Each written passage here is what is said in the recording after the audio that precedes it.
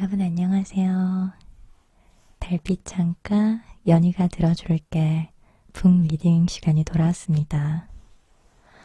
제가 원래 금요일 날 업로드를 했었어야 했는데 제가 개인적으로 약간 바쁜 일정이 있어서 늦게 올린 점 양해 부탁드립니다. 요즘 제가 여러분들께 읽어드리고 싶은 책들이 많이 생겨서요. 그런 것들을 빨리 또 읽어드렸으면 좋겠습니다. 하지만 어떻게 살아야 할지 막막한 너에게 이 책을 리딩을 하면서 참 저도 느낀 점들도 많고 또 새롭게 마음을 다잡을 때도 있고 그래서 여러분들과 이렇게 북 리딩으로 소통하는 게 너무 소중한 시간인 것 같아요. 그래서 원래 한 주 정도는 그냥 뛰어넘어도 되지 않냐고 주변에서 그렇게 말씀을 하시는데 저는 그냥 여러분들과 이런 시간이 너무 좋아서 제가 사실 새벽에 지금 녹음을 하고 있기는 한데 이렇게 준비를 해봤습니다. 또 비가 추적추적 내려요. 비 오는 날 괜히 기분이 울적해지기도 하고 다시 또 코로나가 번진다고 하는데 그렇다고 저희의 인생이 여기서 멈출 수는 없잖아요. 다시 새롭게 힘차게 힘내셔서 다 같이 으쌰으쌰 하면서 한 주 또 한 달 이렇게 2021년 열정 넘치게 살아봐요 저희. 그러면 어떻게 살아야 할지 막막한 너에게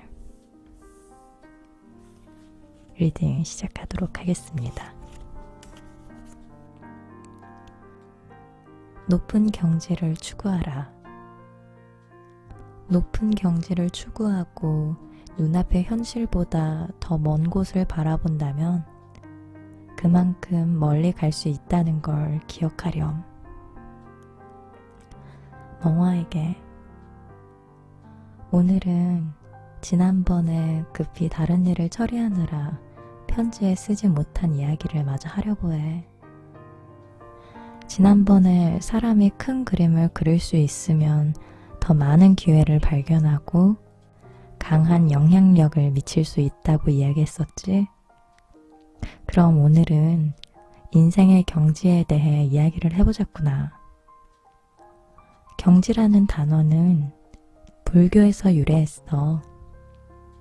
멀리 보고 깊이 꿰뚫어 볼 수 있는 능력을 의미한단다. 불교에서는 우주가 수많은 층으로 이루어져 있어서 높은 곳도 있고 낮은 곳도 있다고 말해. 이 추상적인 개념의 이해를 돕기 위해 고대 중국의 이야기를 하나 들려주마. 혹시 역사 시간에 진시황의 중국 통일에 대해 배웠는지 모르겠구나. 아마 배웠더라도 선생님께서 통일 과정을 자세히 설명해 주시지는 않았을 거라고 생각한다. 중국에서는 이 시기의 역사를 비교적 심도 있게 다룬단다. 진나라가 6나라를 통일한 이야기를 하려면 그 전에 일어난 상황변법에 대해 먼저 알아야 해. 진나라는 중국 서부에 위치한 나라였어. 미국으로 치면 중서부 지역에 해당하지. 경제적으로나 문화적으로나 발달한 곳이 아니었기 때문에 그런 지역에서 중국 전체를 통일하는 건 굉장히 어려운 일이었어. 실제로 당시 진나라는 주변국들로부터 자주 멸시와 괴롭힘을 당했단다. 다행히 진나라의 군주였던 진효공은 뛰어난 재능과 원대한 지략을 가진 사람이었어. 그는 나라를 부강하게 만들기 위해 천하의 인재들을 진나라로 불러 모았지.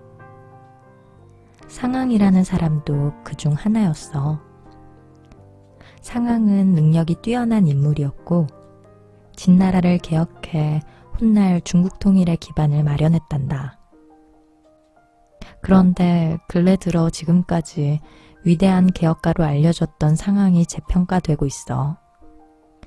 진나라가 중국을 통일하기는 했지만 그의 무리한 개혁이 부작용을 낳아서 15년 만에 멸망하게 되었다는 거야.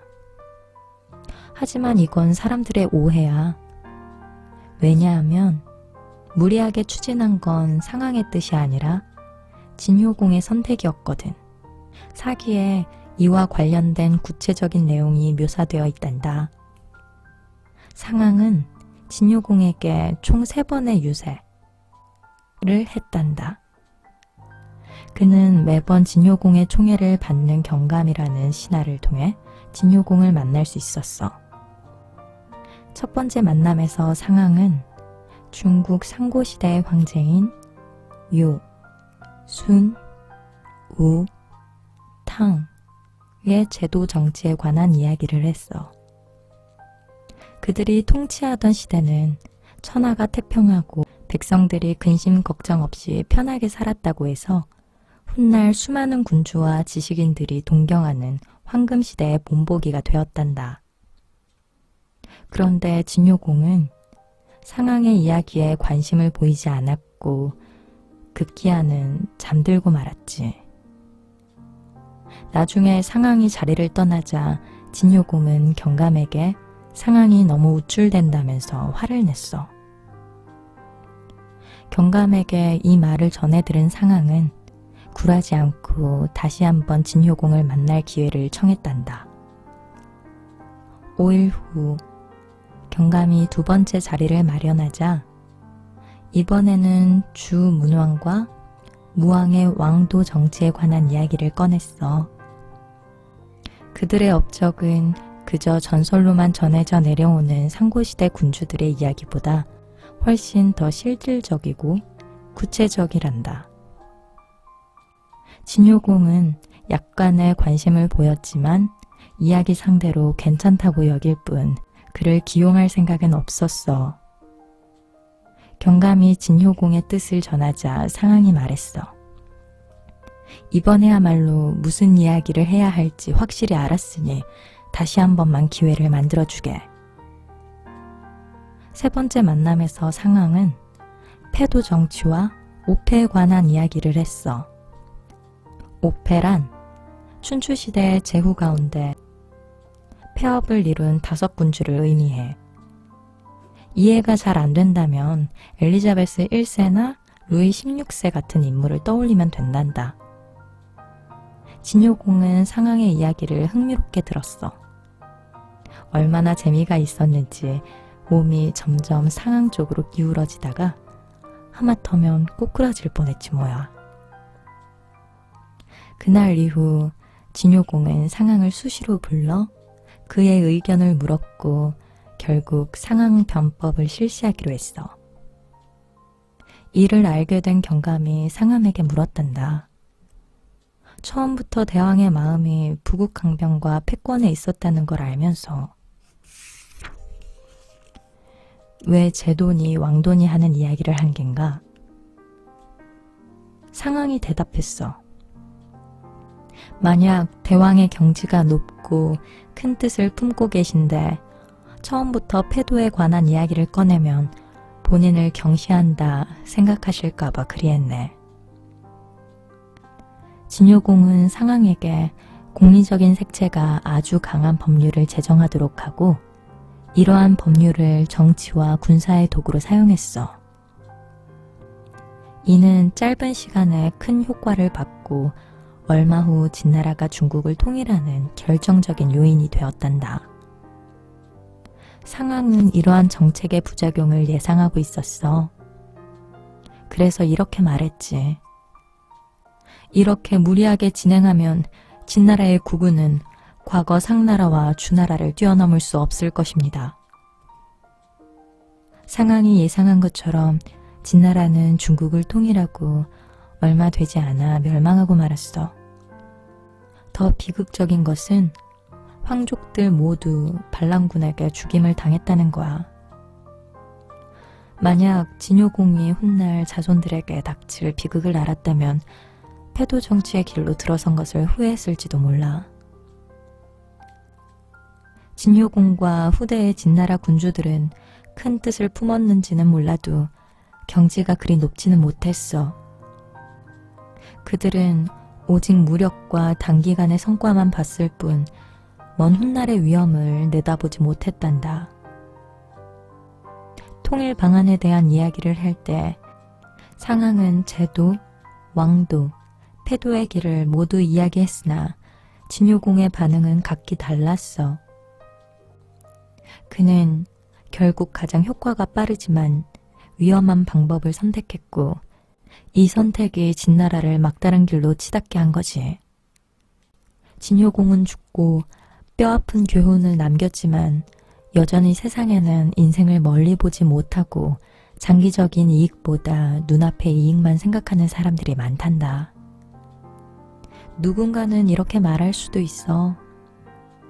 어떤 나라든 발전하려면 먼저 부국강병을 이루어야 하는데 제도와 왕도를 운운하는 것은 비현실적이지 않나요? 먼저 단기적인 이익과 관련된 문제를 해결해야 돈과 자원이 생기고 이로써 인생을 더 멀리 볼 수 있는 힘이 생긴다는 말도 맞아. 하지만 사람이 단기적인 이익에만 익숙해지면 경지를 높이지 못하고 영원히 더 높은 경지를 바라볼 수 없게 된단다. 진효공과 달리 세상에는 더 높은 경지를 추구했던 군주들이 있어.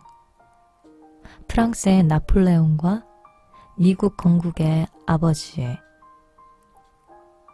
미국 독립전쟁과 관련된 미국 역사 초기 5명의 대통령 포함 미국 독립선언에 참여한 정치인들을 일컫는다. 가 바로 그렇단다. 미국 건국의 아버지에 대해서는 역사 기간에 많이 배웠을 테니 자세한 설명은 하지 않으마. 그들은 무력이 아닌 타협과 담판으로 신대륙의 영구한 생존과 발전을 도모했단다. 나폴레옹에 관해서는 조금 더 자세히 이야기를 해보자면 나폴레옹이 일생 동안 가장 많은 정력을 쏟아붓고 자랑스러워한 것은 어떤 전쟁에서의 승리가 아니라 나폴레옹 법전을 제정한 것이란다. 사람들은 나폴레옹 하면 뛰어난 군사력을 떠올리지만 사실 법률에 정통했고 그것의 중요성을 알고 있었어.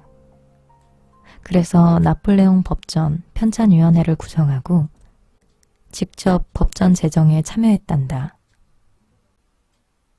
법전을 편찬하는 동안 참위원회에서는 총 102회의 토론회를 열었는데 나폴레옹은 의장 자격으로 그중 97회의 회의에 참석해 법정 제정을 꼼꼼히 심사했다고 해. 그는 회의를 하는 동안 다양한 경전의 문구를 인용하며 저명한 법학 전문가들을 경탄하게 만들었지. 법전은 결국 입법에 통과해 공식 공표가 되고 실시되었단다. 나폴레옹의 군사적 승리는 1815년이 끝이었지만 19세기에도 유럽은 여전히 나폴레옹의 영향 하에 있었던 거야. 나폴레옹은 자신의 인생을 통틀어 이 법전을 가장 자랑스러워했단다. 그는 임종 전에 이렇게 말했다고 해. 내가 일생 동안 40여 차례의 전쟁을 하면서 거둔 승리의 영광은 워털루 전의 패배로 한순간에 무너져버렸지만 내게는 역사의 길이 남을 업적이 있지. 그것은 바로 내가 편찬한 법전이라네. 나폴레옹의 목표는 단순히 군사력을 통한 정복이 아니라 자본주의의 현대국가를 만드는 데 있었어. 다시 말해 그는 패도가 아니라 제도를 추구했던 것이지. 진효공과 나폴레옹을 비교해보면 단기적인 방법으로는 장기적인 목표를 실현하기 어렵다는 사실을 알게 된단다. 젊은 친구들에게 앞으로의 인생 계획을 물어보면 대부분 무엇을 전공하고 어떤 기술을 익혀야 많은 돈을 벌고 하루빨리 성공할 수 있는지를 고민하고 있더구나. 심지어 많은 젊은이들이 30살 이전에 경제적 자유를 얻고 싶어 하는데 그들의 꿈은 너무나 비현실적이야. 한편 의사처럼 오랜 기간 꾸준히 돈을 벌 수 있는 직업은 초기에 많은 노력과 투자가 필요하단다. 세상에 노력하지 않고 많은 돈을 벌 수 있는 직업은 없어. 설령 그러한 직업이 있다고 해도 시간이 조금만 흐르면 경쟁이 치열해져 수익이 급격히 감소하게 될 것이란다. 몇 년 전까지만 해도 미국에서는 변호사라는 직업은 굉장히 인기가 많았어. 의대보다 공부는 수월한데 대우는 비슷했기 때문이지. 그래서 많은 학생들이 졸업 후에 로스쿨을 선택했어. 하지만 이제는 졸업해서 시장에 나가보면 이미 너무 많은 변호사가 있어. 변호사 자격증을 따고도 허드렛 일을 해야 하는 실정이란다. 요 몇 년 금융업계도 아주 인기 있는 직종이었지. 어떤 사람들은 2년 정도만 금융 공부를 하면 대형 투자은행 같은 번듯한 회사에 들어갈 수 있을 거라고 생각해. 원래 컬럼비아 대학교 통계학과는 1년에 대학원생을 몇 명 뽑지 않았는데 금융학과 돈이 연결되면서 최근에는 해마다 몇백 명의 석사 졸업생을 배출하고 있단다. 그렇다 보니 졸업생들이 금융시장에 한꺼번에 몰려들면서 이제는 큰 돈을 벌기는커녕 투자은행에서 허드렛 일을 하는 자리조차 구하기 힘들어졌어. 이처럼 근시안적인 사고를 가진 사람들은 인생의 경지가 낮아 더 크게 발전할 기회를 얻지 못한단다. 아빠도 대학을 다닐 때는 몇 번이고 공부를 그만두고 돈을 벌고 싶다는 생각을 했었어. 하지만 그러면 나의 지식이 세계 인류 수준에 미치지 못한다는 걸 알았어. 그래서 회사를 다니다가도 2번이나 그만두고 다시 학교로 돌아와 공부를 했단다. 다른 동료들이 각종 유혹을 이기지 못하고 학교를 떠나는 상황에서도 아빠는 꿋꿋이 학업을 완성했어. 학업을 도중에 포기하고 나간 사람들은 대부분 안정적인 직장을 구했어. 당시 그들의 수준이 나보다 얼마나 높았는지는 모르겠지만 그들은 대부분 그때 이후 더 높이 오르는데 한계가 있었을 거야. 결국 사람이 얼마나 높은 경지를 추구하느냐에 따라 인생의 결과가 달라지는 거란다. 너도 앞으로 살아가면서 눈앞의 유혹에 수없이 흔들리게 될 거야. 그 유혹은 너무나 달콤해서 주변에서 하나둘 자신의 목표를 포기하고 그것을 받아들이는 모습도 보게 될 거란다. 하지만 그럴 때야말로 강한 의지를 발휘해야 해. 높은 경지를 추구하고 눈앞의 현실보다 더 먼 곳을 바라본다면 그만큼 멀리 갈 수 있다는 걸 기억하렴. 모든 일이 순조롭기를 바라며 아빠로부터. 와, 이렇게 또 이번 편지 챕터도 끝이 났어요. 저는 이 마지막 문구가 참 저의 마음에 와닿았어요. 높은 경지를 추구하고 눈앞의 현실보다 더 먼 곳을 바라본다면 그만큼 멀리 갈 수 있다는 걸 기억하렴. 이거와 비슷하게 사람은 꿈이 있어야 된다고 어른들이 항상 말씀을 하셨잖아요. 그리고 지금 현재에서도 많은 젊은이들에게 그런 조언들을 해주시고요. 삶의 목표와 꿈이 있다는 건 정말 중요한 일 같아요. 목표와 꿈이 있다는 건 그만큼 열정적이게 더 앞으로 나아갈 수 있다는 거잖아요.